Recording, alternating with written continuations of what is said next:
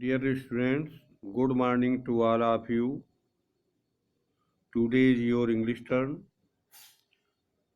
So, I am teaching you lesson 1, a letter to God. ईश्वर को पत्र. So, open your book on page first. Dear students, in this lesson, author has described about a farmer named Lencho who is working as an ox. This story author had described that Lancho works as a farmer, he is a hard worker, but his crops wanted rain. He hoped and looked at the sky. One evening he sat and looking at the sky. At the dinner time, rain started,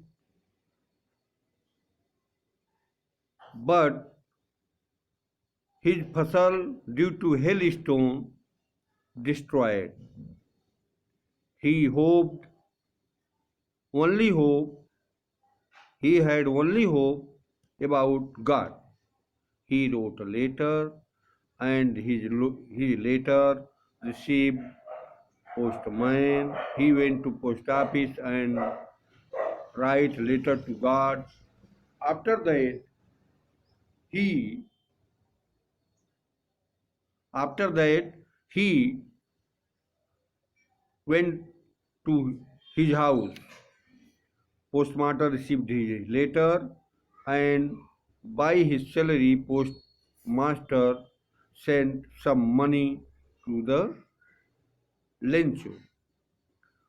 That's all, dear student. So I am telling you lesson 1. Dear students, activity work has been given in your book and looked and fill up. Farm, Department of Post, India, money order, you fill up. So, on page 3rd, I am reading, so see in your book. The house, the only one in the entire valley. पूरी घाटी में केवल एक घर था. Sat on the crest of low hill. Crest means शिखर, चोटी. नीची पहाड़ी की चोटी पर बैठा हुआ था. From this height, इस ऊंचाई से one could see the river and field of ripe corn dotted with flower.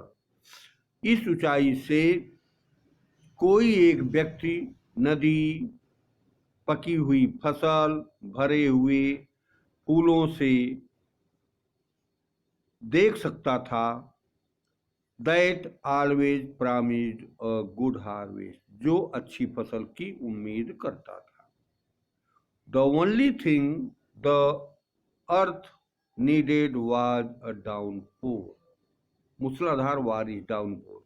केवल एक वस्तु धरती को धीमी वर्षा या एट लीस्ट अ सावर की तरह पानी की रिमझिम बूंदों की आवश्यकता थी. थ्रू आउट द मॉर्निंग, सुबह से ही लेंचो हु, जो जानता था, हिज फील्ड इंटीमेटली, अपनी जमीन को, अपने खेतों को पूरी तरह जो जानता था, हैड डन नथिंग एल्स, और कुछ नहीं चाहिए, but see the sky toward the north east, लेकिन उत्तर पूर्व की ओर आकाश को देखता है. Now we are really going to get some water. महिला कहता है, अब हम सबको फसल के लिए कुछ पानी की आवश्यकता है। The woman who was preparing supper, महिला जो भोजन बना रही थी, replied, yes, जी, God willing, ईश्वर की इच्छा। The older boys were working in the field, बड़े लड़के खेतों में काम कर रहे थे। While the smaller one were playing near the house, जबकि छोटे बच्चे घर के समीप खेल रहे थे। Until the woman called to them all, तब तक महिला ने उन सबको बुलाया। Come for dinner, dinner means रात का भोजन, रात के भोजन के लिए आइए। It was during the meal, यह भोजन के दौर में, भोजन के समय में, कि just as Lencho had predicted, तुरंत लेंचो ने भविष्यवाणी किया। Big drops of rain began to fall, पानी की बड़ी बूंदें गिरने लगी। In the north east huge mountain of cloud could be seen approaching, north east उत्तर पूर्व में बड़ी पहाड़ी में बादल निकट आते हुए देख सकते थे। The air was fresh and sweet, हवा ताजी और मंद मंद थी। The man went out for no other reason, आदमी went out बाहर जा गए, for no other reason, किसी दूसरे कारण से नहीं, than to have a pleasure of feeling rain of his body, शरीर में वर्षा की बूंदें का एहसास, उसका आनंद के कारण बाहर गए।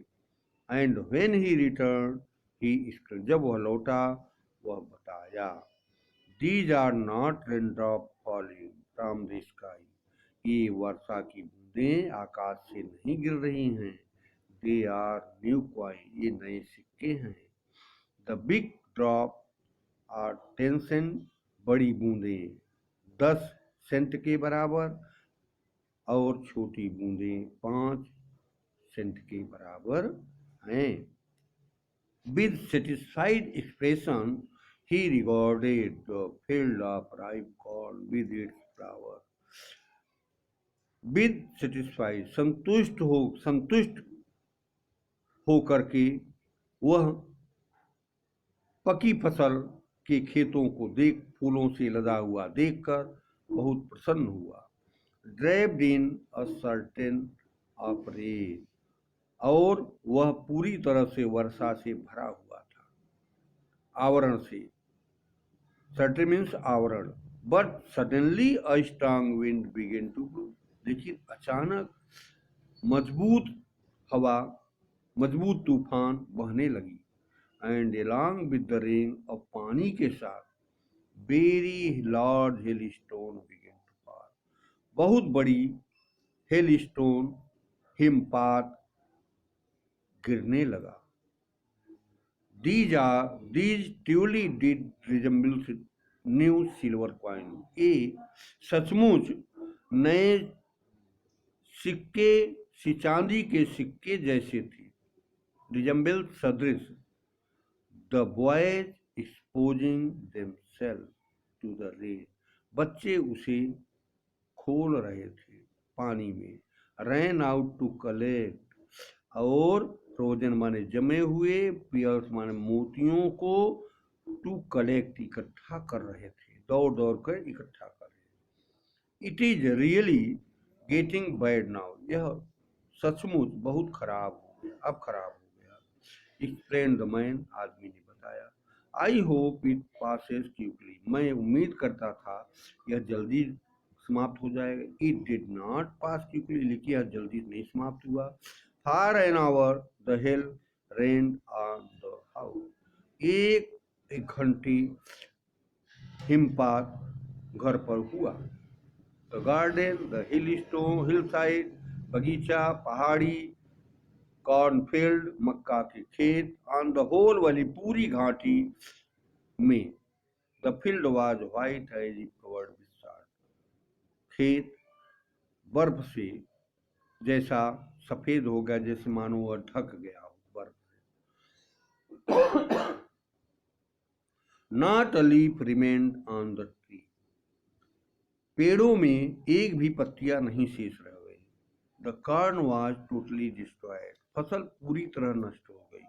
The flowers were gone from the plant, फूल सब पौधों से खत्म हो गए। Lencho soul was filled with sadness, Lencho की आत्मा दुख से भर गई। When the storm had passed, जब तूफान समाप्त हुआ था, he stood in the middle of the field, वह खेत के बीच में खड़ा हुआ, and said to his son, अपने पुत्र से कहा, a plague of locusts would have left more than this, यह टिड्डी का समूह कुछ नहीं छोड़ा। The hail has left nothing, हिमपात ने कुछ नहीं रखा। This year we will have no corn, इस वर्ष हम सबके पास फसल नहीं होगी।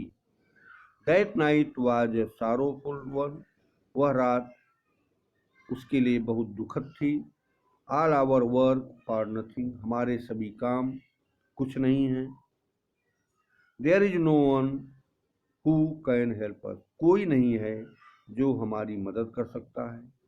We will all go hungry this year, हम सब इस वर्ष भूखे रहेंगे। Dear students,